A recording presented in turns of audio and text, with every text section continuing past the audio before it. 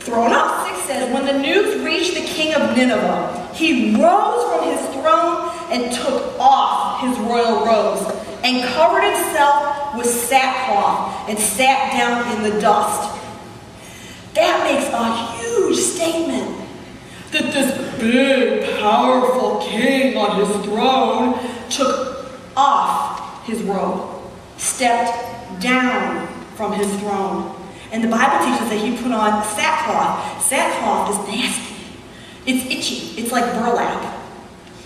And it legitimately begs the question that if we want a second chance in our life, what are we willing to take off that defines us? I took off what defined me and put it in the trash and put the lid on it and never opened it up again.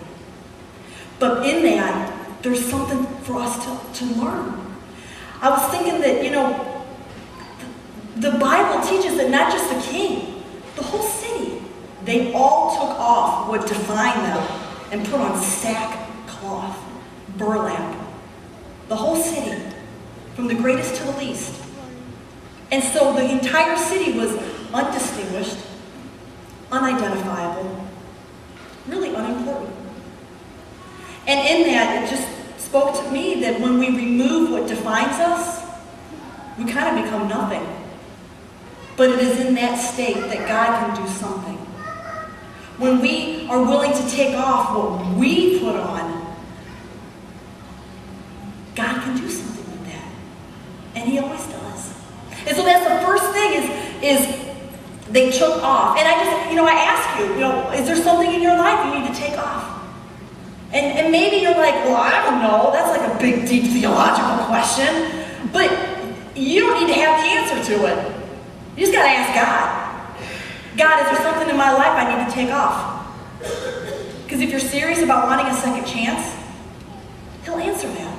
He'll lay that on your heart. Call urgently on God. Just the goody-goodies? Just the cool people? Just the really messed up, jacked up people? No, the whole city, over 120,000 people called on God. 120,000 people, the Bible teaches, turned from what they were doing bad and started to walk in the direction of doing good. I wanted to illustrate this idea of turning from with a U-turn sign.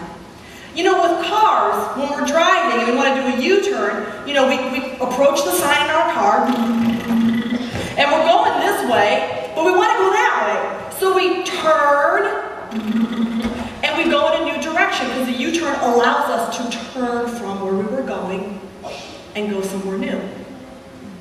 And the same kind of thing happens in our lives, except cars turn around a U-turn sign.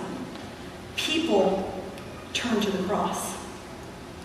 You see, when I had gotten to that point in my life where I was serious about wanting a second chance, I turned to Jesus Christ.